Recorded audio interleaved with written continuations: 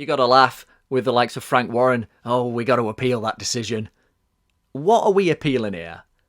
That the guy who officially lost should be given some sort of credit for a hypothetical countout in a fight in which he was losing every round, and then to top it off, he quits. Is that on you, unified heavyweight champion? It was bad enough when the likes of Charles Martin became IBF heavyweight champion, a vacant belt at the time, and he won it on an injury. That was just an unfortunate set of circumstances. But to try and say Dubois should be champion now is just the height of clasping for straws. He's the younger man, he's the bigger man, he talks the good fight before, he says he's willing to do everything, and he is clearly not willing to do everything.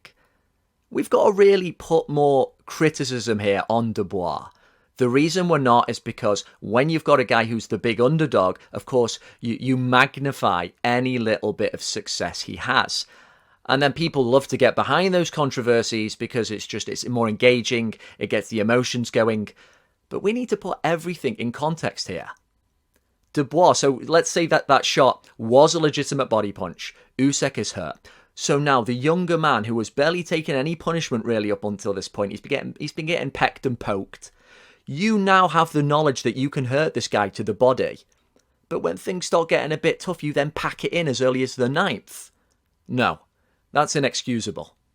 The idea that, of course, Dubois was hurting him to the body just makes it worse, the fact that he didn't go all the way. He can't really spark the belief in himself, even when there's the visual indicators. The supposed low blow or / legit body punch, I think the fairest way to put it is that it was borderline, and of course it's up for the referee's interpretation. Trying to say Dubois deserved to win is like trying to give someone the jackpot of a lottery ticket without confirming the numbers. It's stupid. It's totally hypothetical. And I think a lot of boxing fans or / casuals just forget that basic point that the ref is the guy in charge of the action. He is the guy who the fighters look towards. He's got to be animated and loud and repeat things to make sure he's getting their attention because, of course, they're in a fight. It's a hectic situation. And they go off what he allows. Now, yes, if you're the star of the show, you can milk it a bit, you can get him a bit on your side, but that is all part of the game. Bernard Hopkins used to do some terrible things back in the day where, in fights that were already boring, he would get a rabbit punch and then he'd be rolling on the ground for minutes. To the point I'd be thinking, man, just disqualify him. It's so frustrating to watch. But as long as the ref is condoning it, he is within his rights to do that. It also brings up the old Mike Tyson against Buster Douglas. You still get people who go, look, Douglas was down for more than 10 seconds.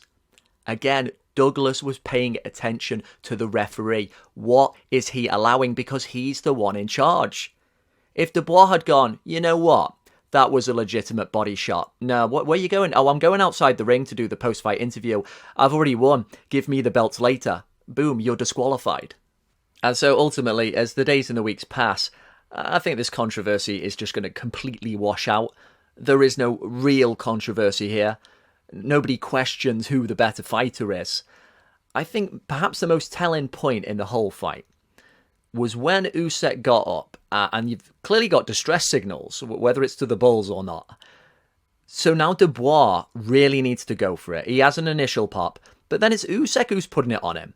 You've still got all this energy, you haven't been throwing that many punches, you've got your corner willing you on. You want to really try and punch with him now, for all you're worth. This is the biggest stage of your career, you're not going to get an opportunity like this again. What are you, 10 years younger than him? Go for it. And then he just cannot take the safety clip off his mind. And just another little point here that I've seen people mention, which is a good one, in reference to what was called a low blow, is that it doesn't necessarily have to be in the bullseye to do damage, right? So it was a bit of an uppercut, it was coming up, and some people have mentioned, well, look, it can yank up the protector and squash your balls anyway.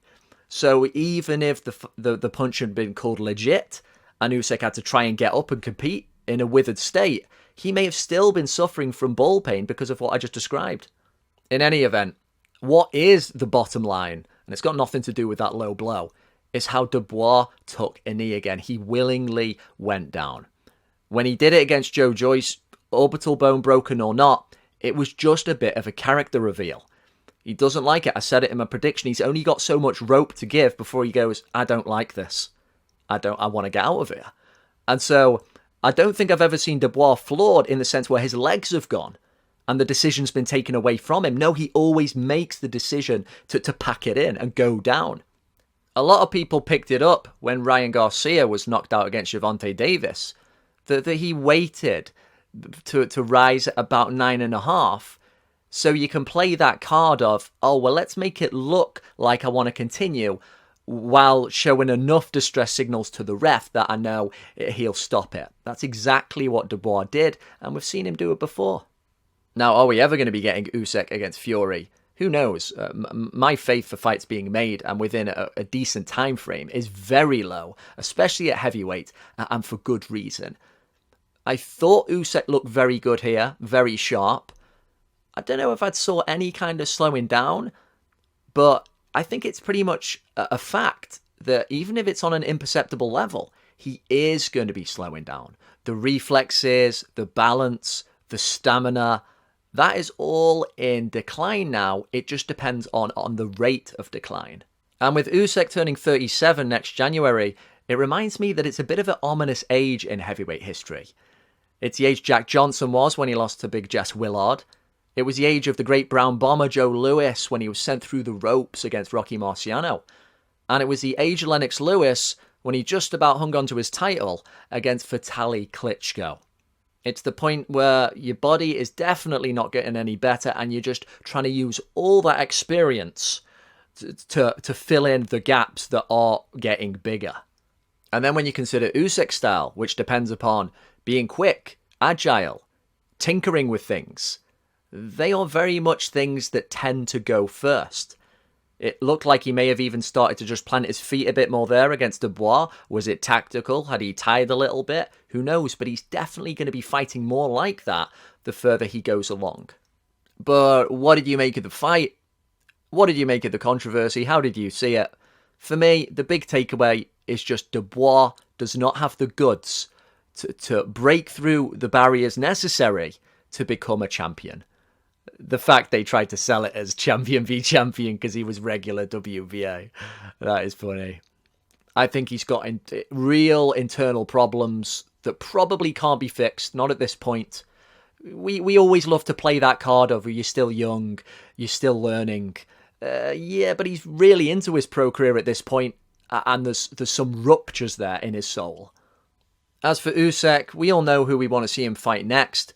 But in the likely event that it's not next, who would you like to see him fight?